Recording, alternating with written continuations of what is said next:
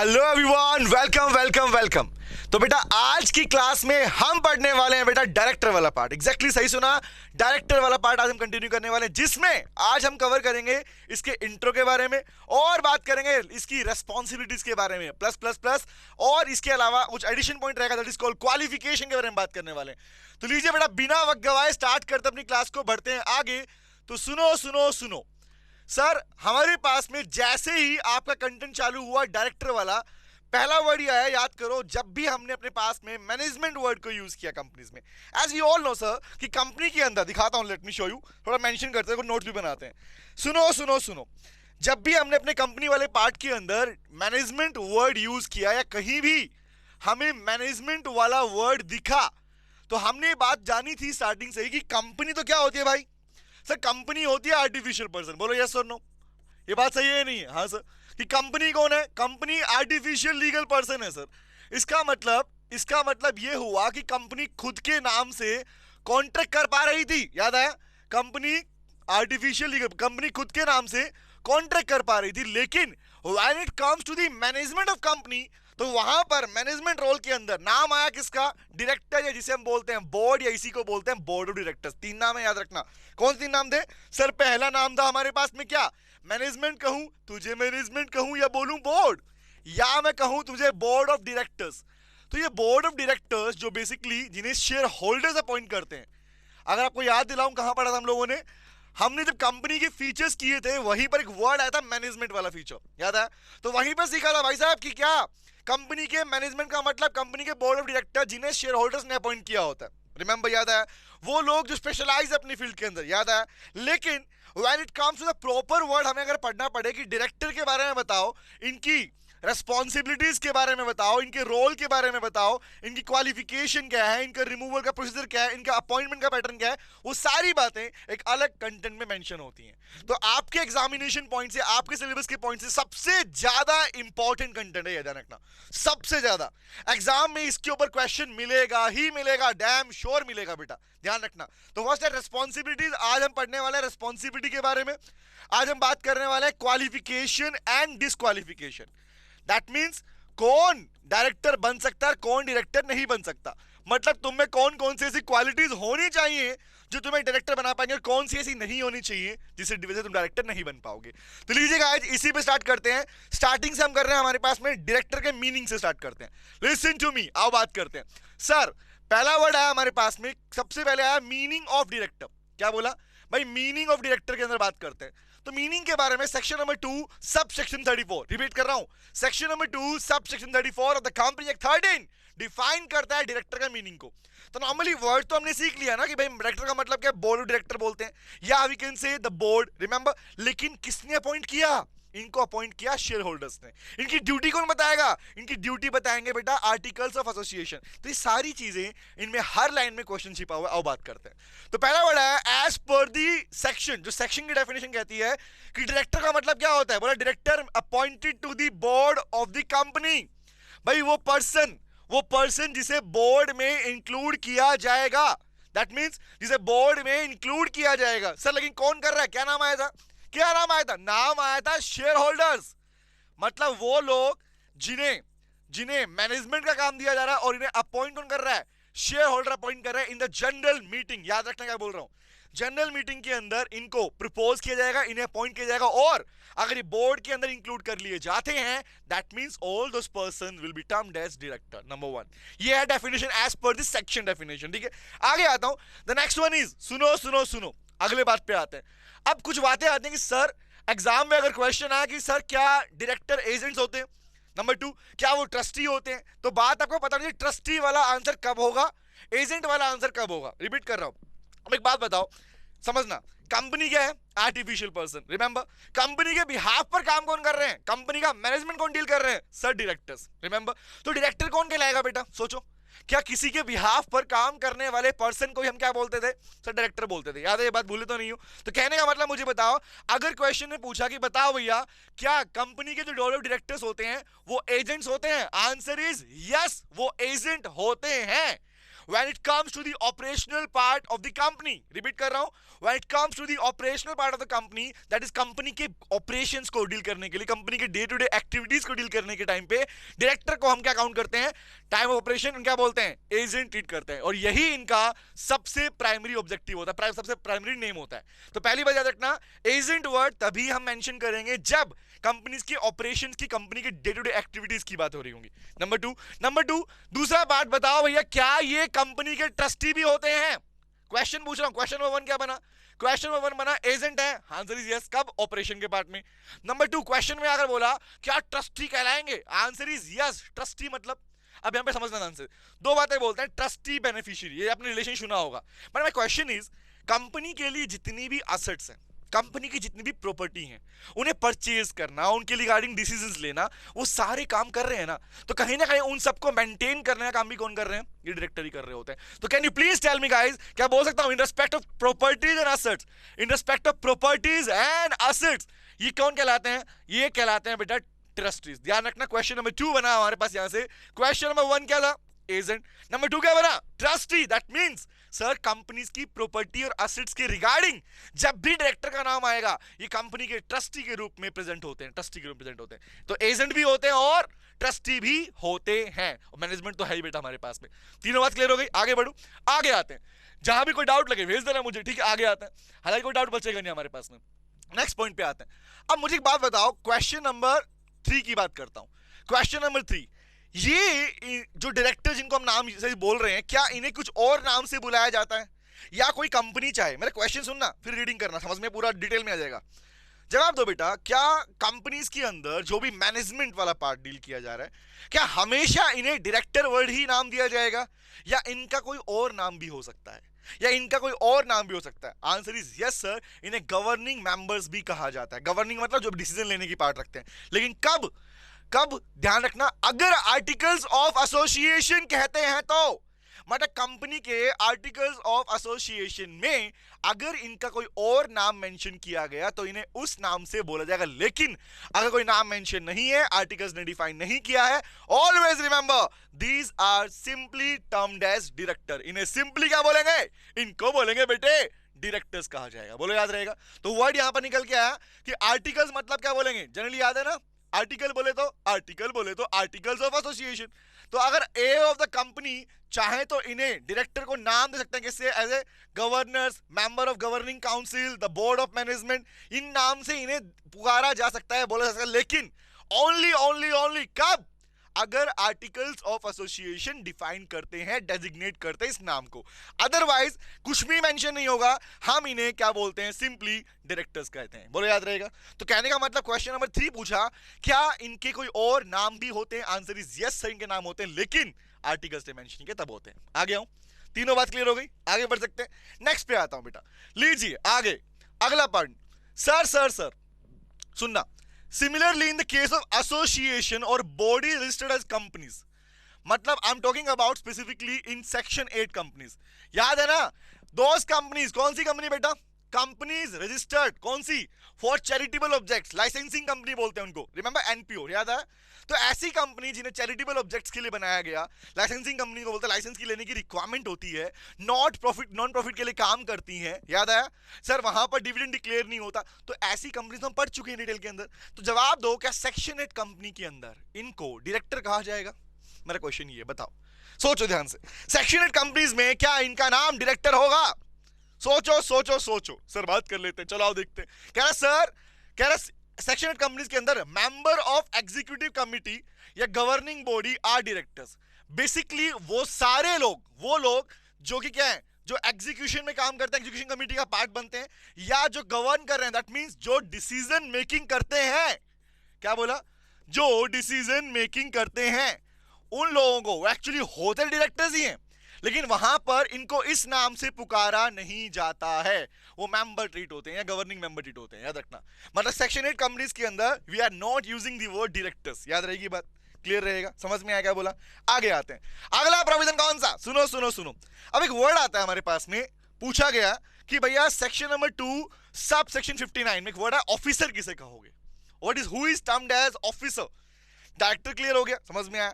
But ये director जिन direction के जो डायरेक्शन देते हैं, सिंपल सी बात, ऑफिसर किसे कहोगे इसके टर्म्स में, आओ बात करते हैं। बोला भैया officer include a director, officer में एक डायरेक्टर हो सकता है as well as any person, कोई भी वो व्यक्ति या डायरेक्टर, रिपीट कर रहा हूं, कोई भी वो पर्सन या डायरेक्टर क्या कहलाएगा, ऑफिसर कहलाएगा। कब? हु इनहोल्ड्स डायरेक्शन और instruction the board will act, जिसके डायरेक्शन पर, जिसके कहने पर बोर्ड काम करता है, मैनेजमेंट काम करता है। Those person may be director or not a director, याद रखना उन्हें, लेकिन क्या बोलते हो, उसे ऑफिसर ट्रीट किया जाएगा। Section number 2 sub section 59 define the term officer. ये डेफिनेशन यहां बीच में आई है, लेकिन ध्यान रखना इस डेफिनेशन को आप अलग से याद रखना बेटा, अलग से, क्योंकि याद रखना क्या ये क्वेश्चन ये बनता है, क्या डायरेक्टर ऑफिसर की कैटेगरी में आते हैं? Answer is yes, only then अगर उनकी डायरेक्शन और इंस्ट्रक्शन के ऊपर सर मैनेजमेंट काम कर रहा है, मैनेजमेंट विल एक्ट। याद रहेगी बात, क्लियर रहेगा। आगे बढ़ूं, आगे आते हैं इंट्रो के बाद में नेक्स्ट लाइन एक और आती है हमारे पास में,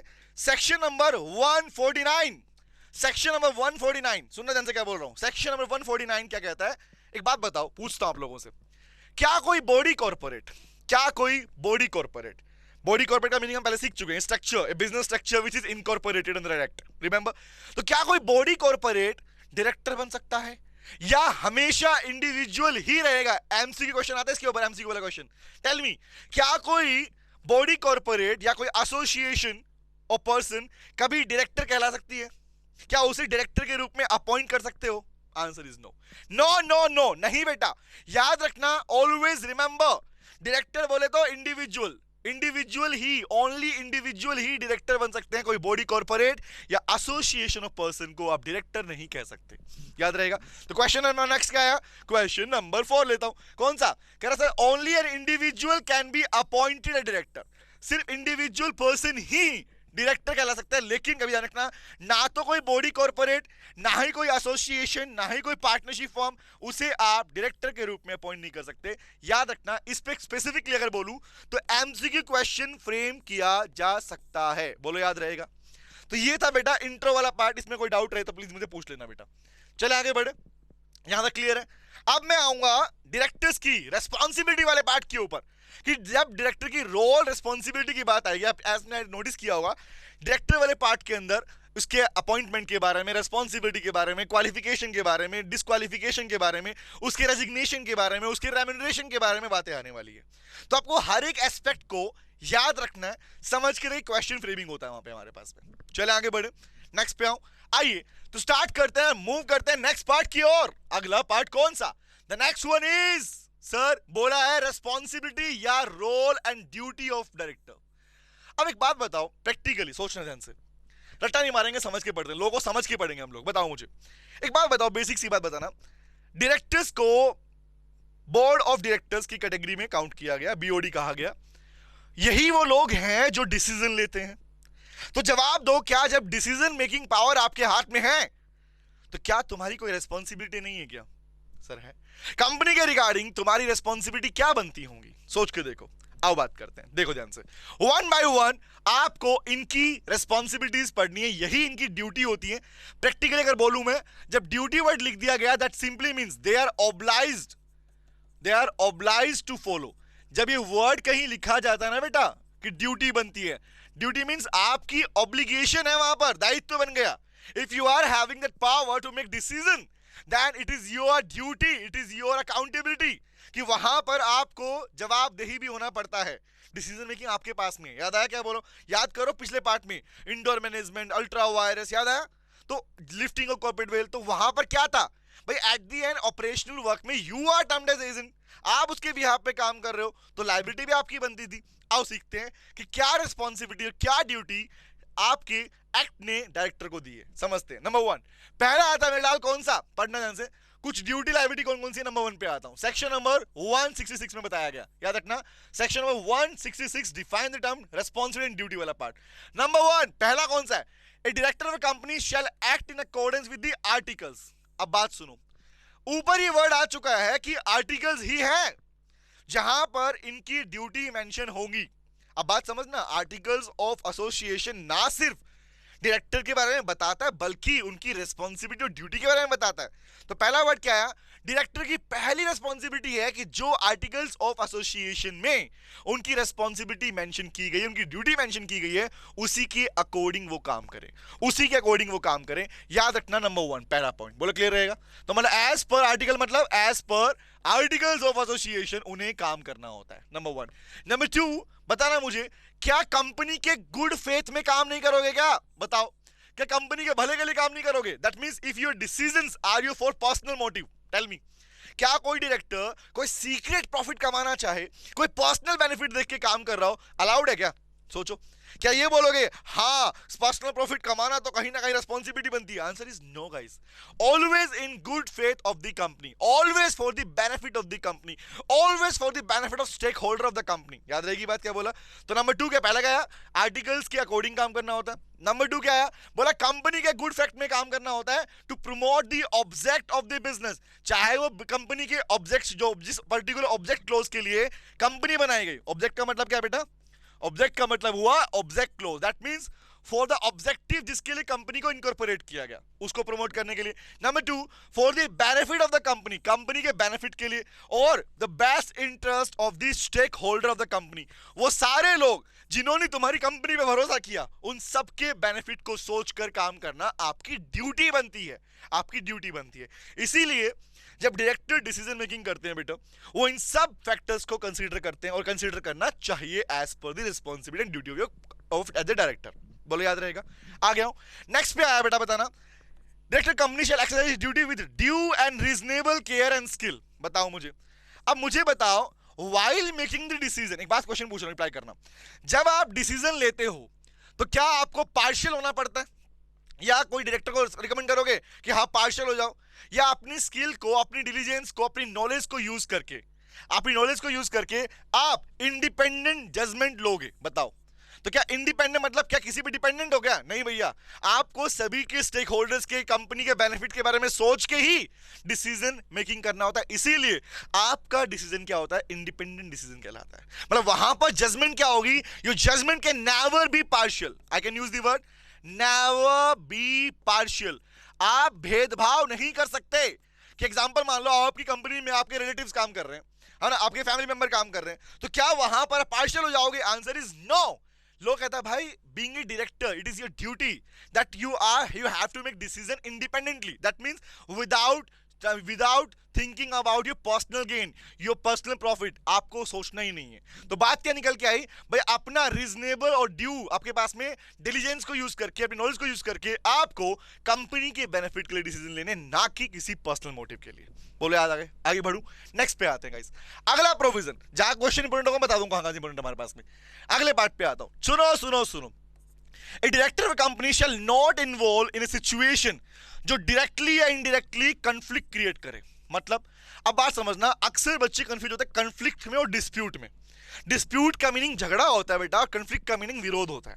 मतलब मुझे बताओ, जहां पर जिस कंपनी में आप खुद मैनेजमेंट पोस्ट के ऊपर हो, तो क्या कभी आपके हैंड से, आपकी साइड से ऐसे प्रॉब्लम क्रिएट होनी चाहिए जो कंफ्लिक्ट क्रिएट करे? दैट मीन जहां पर आपका व्यू कुछ और कहता, कंपनी कुछ और, कंपनी के लिए बेनिफिट के लिए कुछ और हो? Answer is no. तो बोला भैया, हमेशा डायरेक्टर को चाहे डायरेक्टली हो या इनडायरेक्टली कंफ्लिक्ट से दूर होना चाहिए, वो कंफ्लिक्ट जो कि कंपनी और आपके इंटरेस्ट के बीच में क्लैश ना करते हो। इन शॉर्ट कहने का मतलब समझना से, एक्चुअली कंफ्लिक्ट का मीनिंग क्या होता है बताता हूं, क्लैरिटी सुनना। कंफ्लिक्ट बेसिकली मींस बेटा, जब इंटरेस्ट, अगर बोलूं आपका इंटरेस्ट, आपका आइडिया, किसका? आपका डायरेक्टर का, और जो कंपनी का ऑब्जेक्टिव है उसका।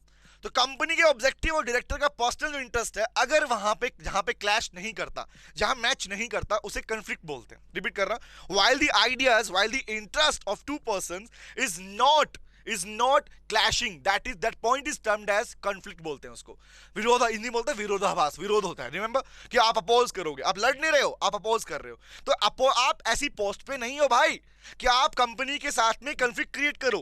तो कहने का मतलब, इट इज योर ड्यूटी कि डायरेक्टली या इनडायरेक्टली किसी भी मोड के अंदर आप कभी भी कंपनी के इंटरेस्ट के साथ में कंफ्लिक्ट नहीं करोगे, हमेशा कंपनी के बेनिफिट के लिए सोच के ही काम करोगे। बोलो क्लियर हुआ? समझ में आ रहा क्या बोल रहा हूं? आगे बढ़ते हैं। नेक्स्ट इज कॉल गाइस, समझना ध्यान से। अगला प्रोविजन कह रहा sir, A director of A company shall not achieve. अब बताओ, क्या कोई सीक्रेट प्रॉफिट कमा लूं? सोचो भाई, एग्जांपल सोचो ना, सोच के देखो। ये पर्सन उस पोस्ट पे बैठा है जहां से ये डिसीजन मेकिंग कर पा रहा है। मतलब वो पर्सन जो डिसीजन मेकिंग रखता है, जो मैनेजमेंट कर रहा है, can you please tell me क्या ये किसी भी तरह का अनफेयर एडवांटेज लेना चाहे, अनड्यू एडवांटेज लेना चाहे? दैट मींस जो आपका बनता ही नहीं है, जो कंपनी का बेनिफिट है, कंपनी की प्रॉपर्टी को यूज करके बेनिफिट ले रहे हो, कंपनी के नाम को यूज करके बेनिफिट ले रहे हो, तो जवाब दो कि बीइंग ए डायरेक्टर आपको ये अलाउड है, ये अलाउड है, ये कहा जाएगा अपनी ड्यूटी फुलफिल की? Answer is no guys. Always remember, अगर आप काम कर रहे हो तो being a director it is your duty, किसके लिए? To not to make any unfair advantage. आपको अनफेयर एडवांटेज नहीं लेना, लेकिन लोग कहते हैं अगर ले लिया तो क्या करोगे? तो कंपनी को रिटर्न करना पड़ेगा। याद रखना, जैसे पार्टनरशिप पढ़ते हैं ना, सेम यहां पे वर्ड भी आता है sir, same as like here, अगर आपने कोई एडवांटेज लिया भी तो आपको उसे कंपनी को रिटर्न करना पड़ेगा एज इट इज का एज इट इज। बोलो क्लियर है? तो पढ़ते क्या लिखा हुआ? डायरेक्टर कंपनी और shall not attempt achieve any undue gain और एडवांटेज। किसी भी तरह का ऐसा अनफेयर एडवांटेज नहीं लेना चाहिए आपको। कौन सा? ईदर बाय हिमसेल्फ और रिलेटिव और पार्टनर और एसोसिएट। चाहे आपने पर्सनल लिया हो, या अपने फैमिली मेंबर को करवाया हो, या पार्टनर करवाया हो, या अपने साथियों को करवाया हो। इन शॉर्ट कहने का मतलब ये नहीं कि सिर्फ जी मैंने अपने लिए थोड़ी किया है, बेशक आपने अपने लिए नहीं किया, लेकिन आपके फैमिली मेंबर, रिलेटिव्स, या आपके पार्टनर या आपके एसोसिएट्स जो आपसे कनेक्टेड है, उनका बेनिफिट भी नहीं करना है अगर बात कंपनी की आती है तो। मतलब पहले सिंपल सी बात, जिसके लिए आप गुड फेथ में काम कर रहे हो उसके लिए फर्स्ट प्रायोरिटी आती है, नंबर 1। दूसरी बात, अगर कर लिया गया तो क्या होगा? पढ़ लो, लिखा हुआ है, मेंशन करना। कह रहा sir, if such director is found guilty, guilty मतलब दोषी, अगर कोई डायरेक्टर बाद में दोषी पाया गया कि हाँ उसने ऐसा किया, उसने ऐसा कुछ काम किया जिसकी वजह से कंपनी का प्रॉपर्टी को यूज करके, कंपनी का नाम यूज करके उसने खुद को, अपने रिलेटिव्स को, अपने फैमिली मेंबर्स को, अपने दोस्तों को कोई बेनिफिट अगर पहुंचाया होगा, तो बेटा आप दोषी पाए जाओगे। दोषी पाए गए तो उस कंडीशन में क्या बोला? लोग कहता है शैल बी लायबल टू पे द अमाउंट, आपको पूरा गेन वापस करना होगा कंपनी को एज पर द एक्ट। याद रखना, अगर नहीं करते हो तो यहां पर आपके ऊपर कंपनी केस फाइल कर सकती है, याद रखना। और वहां पर NCLT will make a decision on you, remember, वो आपको पर्सनल लायबल करेगा। तो पहली बात तो क्या बोला भैया, आपको करना ही नहीं है, कर दिया। अगर आपने किया, कंडीशन ऐसी थी, तो you have to return the gain to the company back. बोलो याद रहेगी। तो ये पार्ट कौन सा बना हमारे पास? इसकी रिस्पॉन्सिबिलिटी पार्ट के अंदर एक और पार्ट पढ़ते हैं, फिर ये रिस्पॉन्सिबिलिटी खत्म हो जाएगी। यस एग्जैक्टली बेटा, सिलेबस के पार्ट के अकॉर्डिंग हमारे पास में कंटिन्यू नहीं बनता है इसके अंदर। चलो फिर भी मैं कुछ एक्स्ट्रा बात है जो आपको सिखाता रहूंगा साथ में, ठीक है? आगे आते हैं। Next, A director of company shall not assign his office और असाइनमेंट। बताओ what is the meaning of assign his office? इसका मतलब क्या हुआ? समझो ध्यान से बात को, रट्टा नहीं मारना, सीखो मत, बात समझो, क्लैरिटी लेके चलते हैं। Should not assign his office. आपको पता है ना, जब डायरेक्टर आप हो, समझना क्या बोल रहा हूं, while you being a director, आप डायरेक्टर हो, आपके पास decision making power and you are holding an office. आपके पास में, आपकी कंपनी में एक ऑफिस है। ऑफिस का मतलब you are having some duties and responsibility. बोलो हाँ है ना? You are having some duty, some responsibility जो कि आपको उस काम के बदले आया। बोलो यस और नो। तो क्या उन ड्यूटी और रेस्पॉन्सिबिलिटी को मैं अपने किसी पर्सन को, अपने किसी नॉन को असाइन कर सकता हूं? द वर्ड ऑफिस असाइन का मतलब क्या है? किसी को सौंपने का मतलब क्या है? दैट सिंपली मीन बेटा आप अपना काम किसी और को दे रहे हो। तो जवाब दो, अपना काम किसी और को देना, अपना ऑफिस किसी और को हैंड ओवर करना, क्या वैलिड है या वॉइड है? क्वेश्चन ये आता, बताओ, सोचो, वैलिड या वॉइड? सर ऑब्वियस पता है हमें आंसर क्या है। आंसर क्या है? Always remember void, which means not enforceable by law. ये एप्लीकेबल नहीं है, ये परमिटेबल नहीं है। Not enforceable by law, I can use the word not permittable by law. ये लॉ अलाउ नहीं करता, कंपनी अलाउ नहीं करता। बोलो क्लियर है? And these are termed as the responsibility and rule and duty of the director. बोलो याद रहेगा। इतना ही पार्ट था इसके अंदर, क्लियर हो गया? अब मैं नेक्स्ट पार्ट के ऊपर आऊंगा, हम पढ़ेंगे क्वालिफिकेशन एंड डिस्क्वालिफिकेशन। चले आगे बढ़े, आ जाओ नेक्स्ट पे आते हैं। तो लीजिए गाइस, अगला पार्ट हमारे पास में आता है क्वालिफिकेशन एंड डिस्क्वालिफिकेशन। अब बड़ी प्यारी बात आएगी शुरुआत के अंदर ही, सबसे मजेदार बात आएगी। जानते हो क्वालिफिकेशन के लिए एक्ट ने कुछ कहा ही नहीं है। मतलब सुनो, 3 बातें बोलूंगा, तीनों बात में क्वालिफिकेशन खत्म। हाँ 3 बातें, हाँ 3 बात सुनना ध्यान से। आपका एक्ट डायरेक्टर की क्वालिफिकेशन के बारे में कुछ नहीं कहता, but nothing is stated for the qualification of directors. ना तो प्रोफेशनल क्वालिफिकेशन की बात की गई है, ना ही आपके पास share qualification. What is share qualification? कि किसी कंपनी में इतने शेयर होंगे तो डायरेक्टर हो। नो, डायरेक्टर हो तो आपको इतने शेयर कैपिटल, आपके पास इतने शेयर होने चाहिए। Answer is no guys. Director को लेके ऐसी कोई क्वालिफिकेशन की बात एक्ट ने नहीं की है। लेकिन सुनना ध्यान से क्या बोल रहा हूं, तीन बातें बोली सुनना। पहली बात, there is no qualification, there is no fix criteria कि एक डायरेक्टर बनने के लिए कौन सी क्वालिफिकेशन चाहिए, number one. Number two, there is no professional qualification, क्या आपके पास में कोई प्रोफेशनल डिग्री होगी तो डायरेक्टर कहलाओगे, आंसर इज नो। लोगों को लगता है ना डायरेक्टर बनने के लिए क्या चाहिए, कुछ नहीं चाहिए भाई साहब, आपके पास टैलेंट, आपके पास स्किल, आपको एक्सपर्टीज होनी चाहिए, number two. Number three, third क्या बोलता है, there is no share qualification, ये भी नहीं बताया कि भैया इतने शेयर हो गए तो डायरेक्टर हो, नो सर, क्योंकि आपने पढ़ लिया पहले से, डायरेक्टर्स वो लोग जिन्हें शेयर होल्डर्स ने इलेक्ट किया जनरल मीटिंग के अंदर, एनुअल जनरल मीटिंग के अंदर, जिन लोगों को शेयर होल्डर्स ने अपने वोट के थ्रू इलेक्ट किया, चूज किया है, those will be termed director, उन्हें डायरेक्टर कहा जाता है। अच्छा एक बात और बताओ, अगर कोई कंपनी चाहे, ये तो तीन क्लियर हो गए, तीनों बात क्लियर है, एक क्वेश्चन पूछता हूं जवाब देना, सोचो सोचो सोचो, अगर कोई कंपनी चाहे कि कोई प्रोफेशनल डिग्री या कोई शेयर क्वालिफिकेशन लगाना कि भैया हमारी कंपनी में डायरेक्टर बनने की ये क्राइटेरिया है, आपके पास डिग्री होनी चाहिए, स्पेसिफिक डिग्री ये चाहिए हमको, या आपके पास में इतने शेयर होने चाहिए, तो क्या कोई कंपनी अगर चाहे तो कर सकती है? क्वेश्चन ये बताओ, if a company wants to set some professional limits, professional criteria और शेयर क्वालिफिकेशन, क्या वो कर सकती है? आंसर इज यस, कर सकती है। याद रखना, प्रोफेशनल और शेयर क्वालिफिकेशन को सेट किया जा सकता है कंपनी की साइड से, बट कब कब कब कब कब कैसे हो सकता है सर? आर्टिकल्स ऑफ एसोसिएशन में मेंशन करके, अगर कंपनी चाहती है तो एओ में मेंशन कर देगी कि ये क्वालिफिकेशन है तो पॉसिबल है, अगर नहीं मेंशन है always remember there is no qualification. तीन बातें, यही टॉपिक तक खत्म हो गया, क्वालिफिकेशन इतना ही था, इतना ही है बेटा, समझ लो ध्यान से। आओ दिखाता हूं तीनों पॉइंट। पहला पार्ट क्या बेटा, क्वालिफिकेशन में, company does not prescribe any academic और प्रोफेशनल क्वालिफिकेशन। कंपनी एक्ट आपके पास में डायरेक्टर की क्वालिफिकेशन के लिए कोई भी पार्ट डिफाइन नहीं करता, कोई ना ही एकेडमिक ना ही प्रोफेशनल डिग्री के लिए मेंशन नहीं करता, नंबर वन। नंबर टू, बोला सर समझना ध्यान से, there is also no mandatory share qualification, ना ही शेयर क्वालिफिकेशन, शेयर मतलब कि कितने, कम से कम, मतलब minimum share, I can use the word कि minimum share to become a director, I can use the word, लिखता हूं इस लाइन को, लिख लो, नोट कर लो, the minimum share to become a director in company. किसी कंपनी में डायरेक्टर बनना चाहते हो तो आपको मिनिमम शेयर कितने चाहिए, अगर ये लिमिट है तो उसे शेयर क्वालिफिकेशन बोलते हैं। लेकिन लोग कहता है भैया इन जनरल क्लोजेस ऐसा कोई भी नो मैंडेटरी, ऐसी कोई मैंडेटरी रिक्वायरमेंट नहीं होती, अनलेस, एक लाइन सुनना, unless the articles of the association of the company prescribe. लेकिन क्या बोला था मैंने, अगर किसी कंपनी के आर्टिकल्स ऑफ एसोसिएशन में अगर कोई शेयर क्वालिफिकेशन मेंशन है तो भैया होनी चाहिए, तो मैंडेटरी, याद रखना। सेम नेक्स्ट पे आता हूं, the next one is again क्या क्या क्या सुनना, कह रहा sir director neither needs any minimum professional qualification, ना ही जनरल क्लोजेस में एज पर द कंपनी है कोई भी प्रोफेशनल क्वालिफिकेशन की रिक्वायरमेंट भी नहीं होती। लेकिन अगेन द सेम वर्ड बेटा, अगर आर्टिकल्स ऑफ एसोसिएशन चाहे तो हो सकती है, आर्टिकल्स ऑफ एसोसिएशन में अगर मेंशन है तो वो क्वालिफिकेशन मैटर करेगी, उसे कंसीडर किया जाएगा। तो ये था बेटा हमारे किसके बारे में, द क्वालिफिकेशन ऑफ डायरेक्टर्स, याद रहेगी बात, क्लियर है। आगे आता हूं, अब ये वर्ड हो, अब एग्जाम पॉइंट से कौन सा इंपॉर्टेंट है, कोई पूछे सर क्वालिफिकेशन वाला ज्यादा इंपॉर्टेंट है या डिस्क्वालिफिकेशन वाला, तो मैं बताना चाहूंगा डिस्क्वालिफिकेशन वाला, क्योंकि एक्चुअली क्वालिफिकेशन में तीन ही पॉइंट थे, बट डिस्क्वालिफिकेशन कि आपको कब डिस्क्वालीफाई किया जाएगा कि आप डायरेक्टर नहीं बन सकते, ऐसी कौन कौन सी चीजें हैं जहां पर आप डायरेक्टर बनने के लिए लायक नहीं हो, आपको क्राइटेरिया फुलफिल नहीं किया।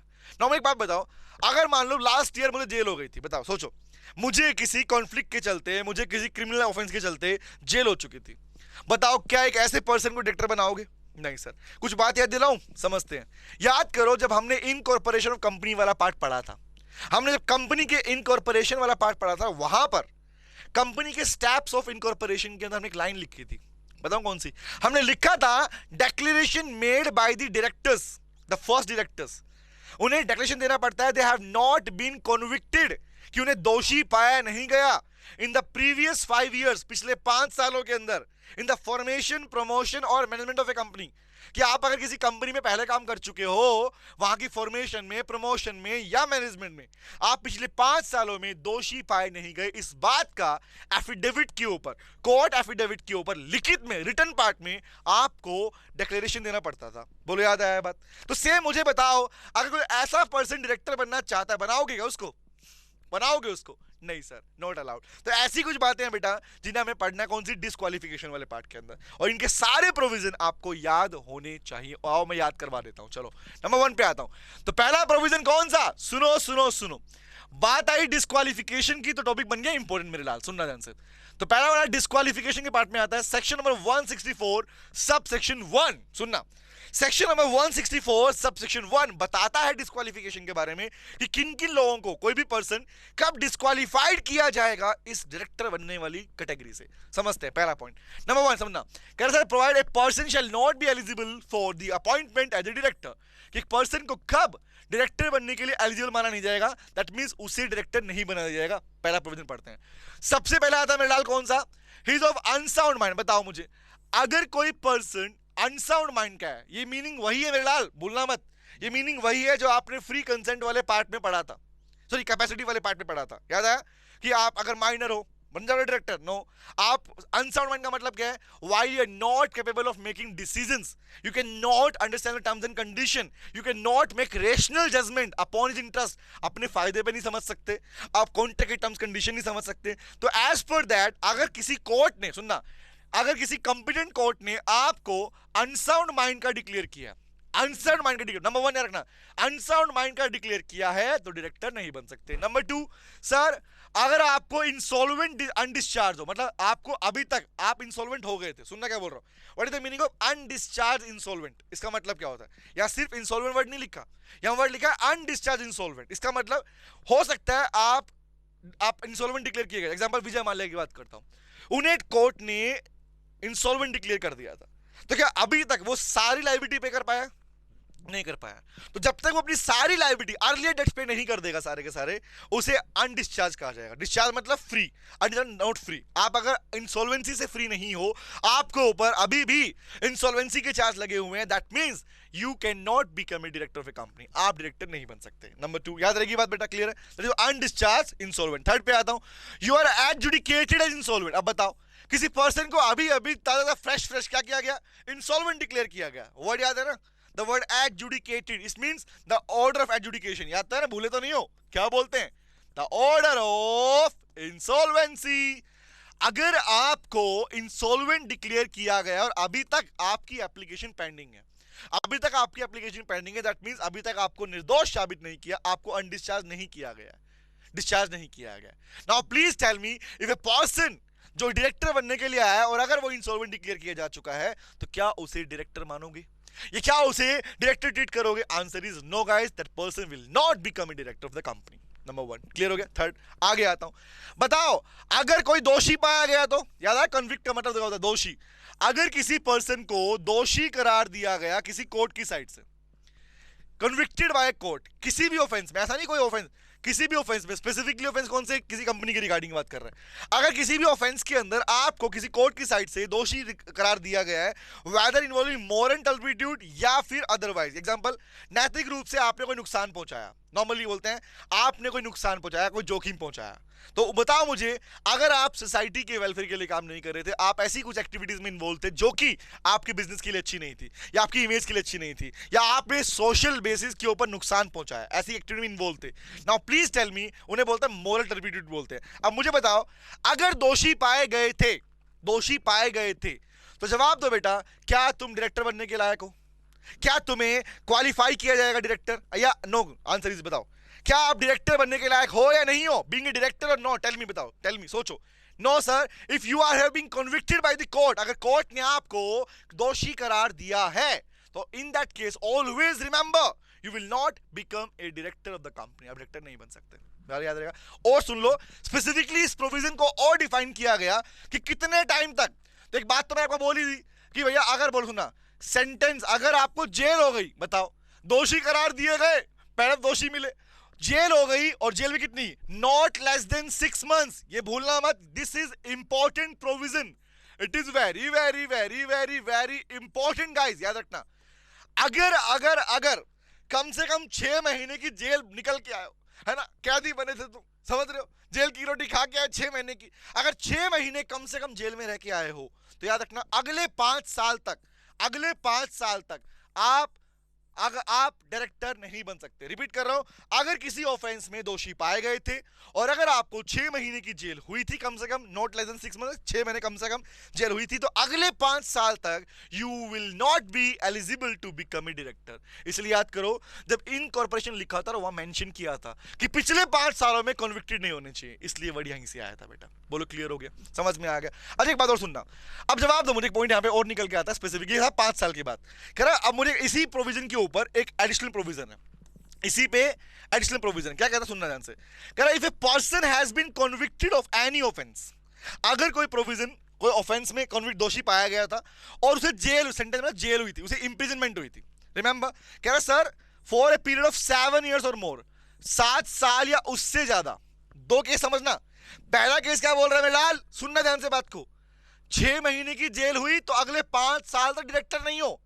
लेकिन अगर किसी पर्सन को 7 साल या उससे ज्यादा की जेल हुई हो, किसी पर्सन को किसी केस में, किसी ऑफेंस में, किसी ऑफेंस में कन्विक्ट किया गया और सेंटेंस जेल हुई 7 साल या उससे ज्यादा की, तो ऐसा पर्सन किसी भी कंपनी में कभी भी डायरेक्टर नहीं बन सकता। दो बात सुनी क्या बोला मैंने, कब बन सकता है, अगर 6 महीने की जेल है तो उस केस में चल जाएगी, 7 साल या उससे ज्यादा की अगर इंप्रिजनमेंट झेल के आए हो, you can never become a director in any company. आप किसी भी कंपनी के अंदर बेटा डायरेक्टर के रूप में अपॉइंट नहीं हो सकते। बोलो ये प्रोविजन याद रहेंगे या नहीं रहेंगे? This is very very very very important provision. 5 साल कब और 7 साल वाली बात कब अप्लाई होती है, याद रखना।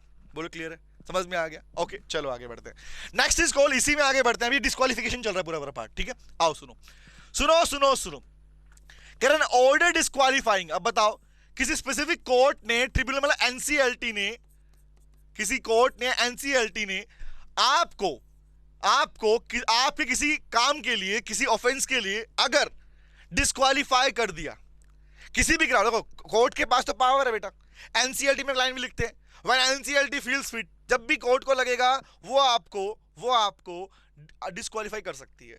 तो बताओ एनसीएलटी ने, नेशनल कंपनी लॉ ट्रिब्यूनल ने, या किसी कोर्ट ने आपको डिस्क्वालीफाई किया on any other ground, repeat कर रहा हूं क्या रखना, on any other ground, on any ground, ground मतलब बेसिस, किसी भी आधार पर अगर किसी कोर्ट ने आपको डिस्क्वालीफाई कर दिया, so can you become a director or not? बताओ क्या डायरेक्टर बन पाओगे? Answer is no no no no no, नहीं बन सकते। बोलो क्लियर रहेगा?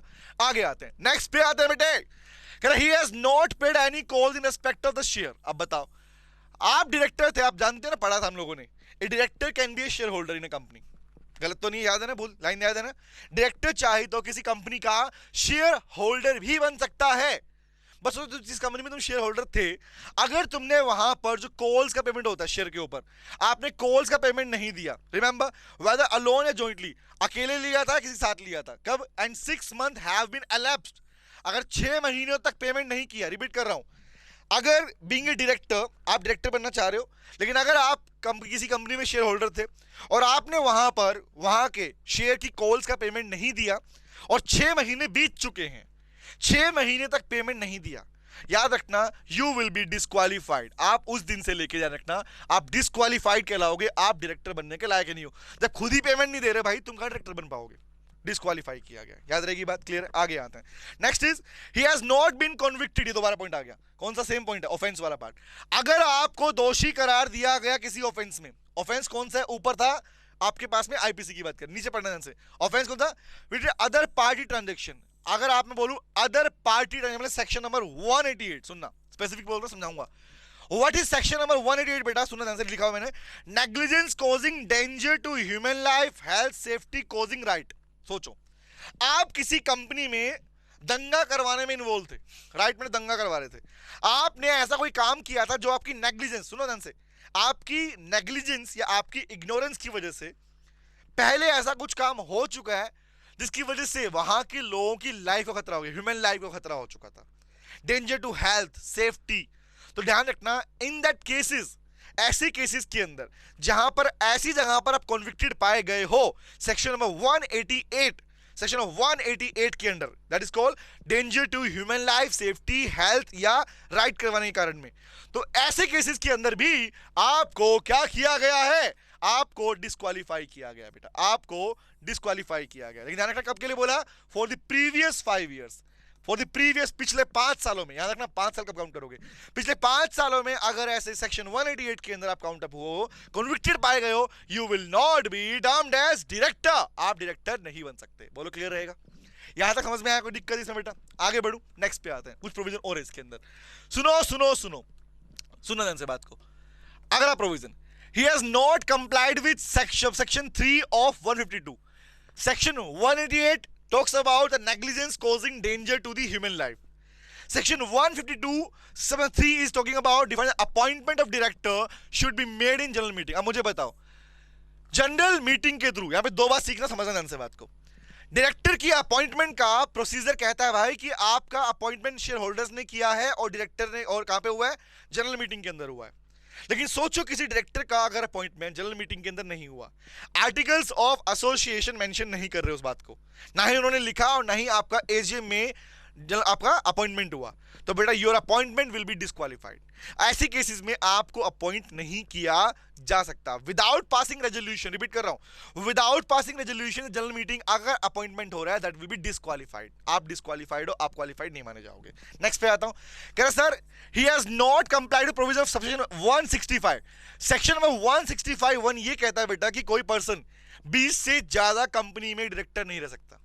मतलब आप डायरेक्टर पोस्ट को होल्ड नहीं कर सकते 20 से ज्यादा कंपनीज के अंदर। अगर करते हो यू विल बी डिस्क्वालिफाइड। याद रखिए बेटा, कितनी कंपनी बोला भैया? 20 या उससे ज्यादा कंपनी में हो तो you will be termed as disqualified, आपको क्वालिफाइड माना नहीं जाएगा। And these are the points of qualification and disqualification point guys. ये नहीं पढ़ना, ये पढ़ना, यहां तक पढ़ना था। बोलो क्लियर हो गया? तो ये था हमारा पार्ट जिसमें हमने पढ़ा बेटा डायरेक्टर कौन होता है, याद रखना। नंबर 2 हमने पढ़ा रेस्पॉन्सिबिलिटीज, रोल और ड्यूटी का पार्ट कौन सा है, कौन सी ड्यूटी बनती है, एंड क्वालिफिकेशन डिस्क्वालिफिकेशन नोट कर लो। Disqualification is very very very very very important. तो आज इतना ही करेंगे, नेक्स्ट क्लास में हम सीखेंगे इसका next part, that is called, हम पढ़ेंगे अपॉइंटमेंट के बारे में, रेजिग्नेशन, रिमूवल, रेम्यूनरेशन के बारे में।